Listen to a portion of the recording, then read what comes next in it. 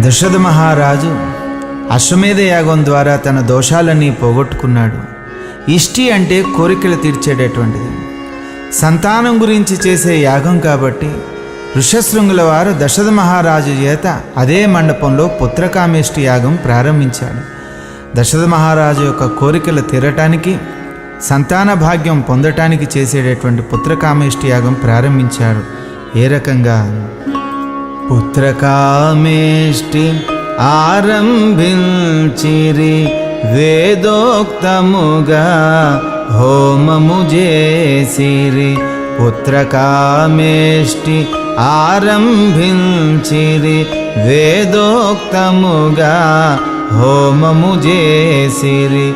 బ్రహ్మాదులు ఇంద్రాది దేవతలు బ్రహ్మర్షులు గంధర్వులు సిద్ధులు. బ్రహ్మాదులు ఇంద్రాది దేవతలు బ్రహ్మర్షులు గంధర్వులు సిద్ధులు యాగము చే సంతృప్తి చెందిరి. హవిర్భాగము గైకొనవచ్చిరి. యాగము చే సంతృప్తి చెందిరి. హవిర్భాగము గైకొనవచ్చిరి. అటకే తెంచిన బ్రహ్మనుగాంచి, అటకే తెంచిన బ్రహ్మనుగాంచి తమ సంకటములు సురలు దెల్పిరి. శ్రీ హనుమాన్ గురుదేవులు నాయద పలికిన సీతారామ కథ, నే పలికెద సీతారామ కథ.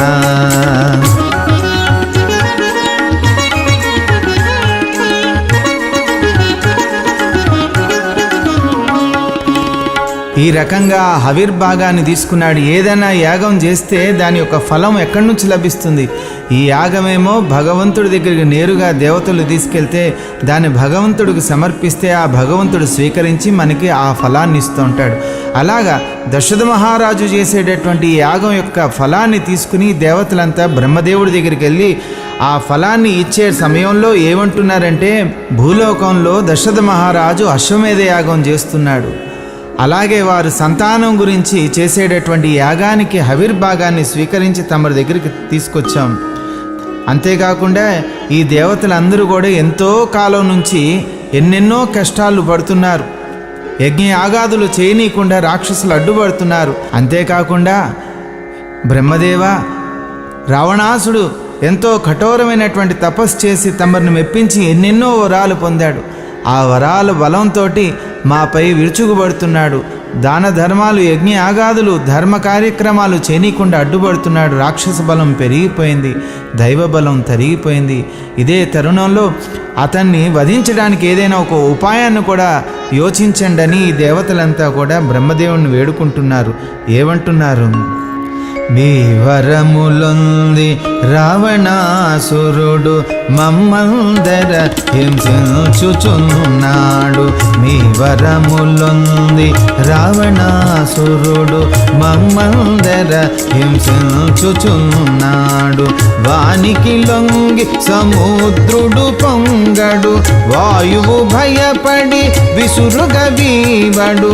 వానికి లొంగి సముద్రుడు పొంగడు, వాయువు భయపడి విసురుగ వీవడు.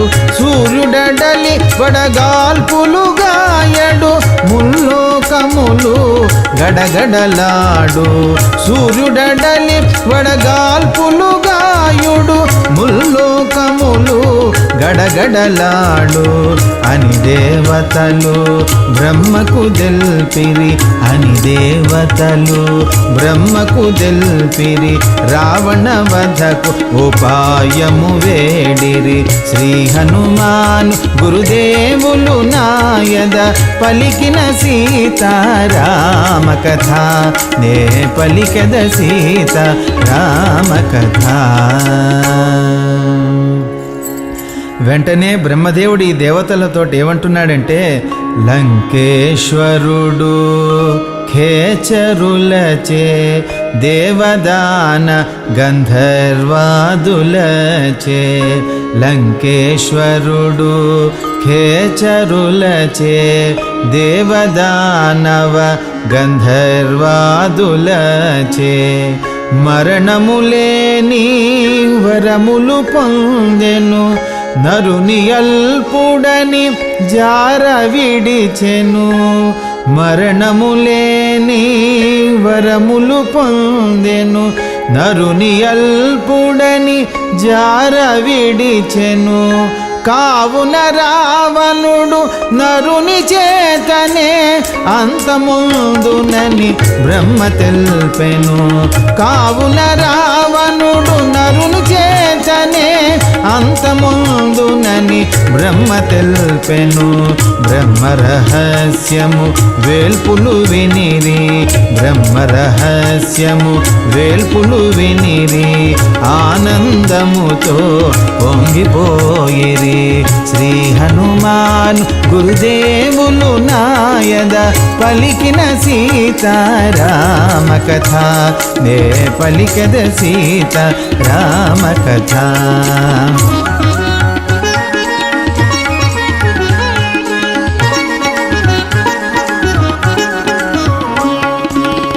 ఆ రకంగా ఎప్పుడైతే రావణ యొక్క వధ ఏ రకంగా జరుగుతుందో ఆ రహస్యం తెలుసుకున్నారో ఈ దేవతల ముఖంలో సంతోషం తాండవం ఆడింది.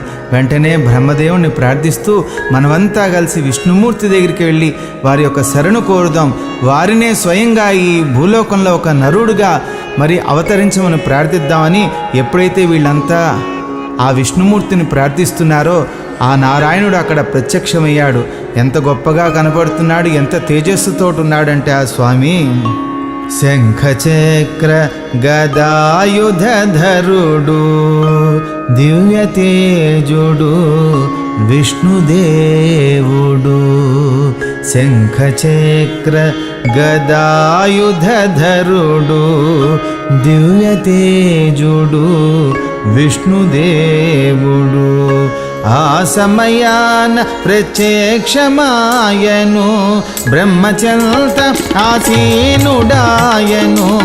ఆ సమయాన ప్రత్యక్షమాయను బ్రహ్మచంత ఆసీనుడాయను. దేవతలంతట విష్ణును చేరి అంజలి ఘటించి స్తోత్రము చేసి, దేవతలంతట విష్ణును చేరి అంజలి ఘటించి స్తోత్రము చేసి, రావణుడొనర్చు హింసలు దెల్పిరి, రావణుడొనర్చు హింసలు దెల్పిరి, వారి బారి నుండి రక్షణ వేడిరి. శ్రీ హనుమాన్ గురుదేవులు నాయద పలికిన సీతారామ కథ, నే పలికద సీతారామ కథ.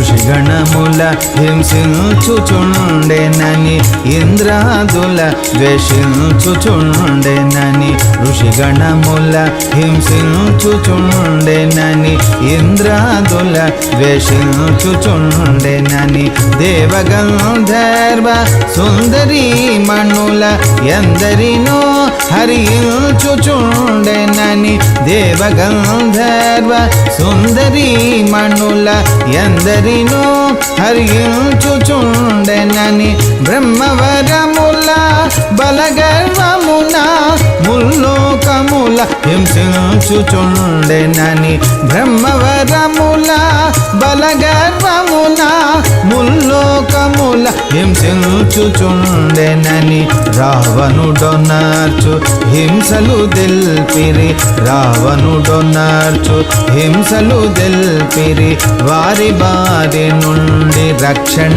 వేడిరి.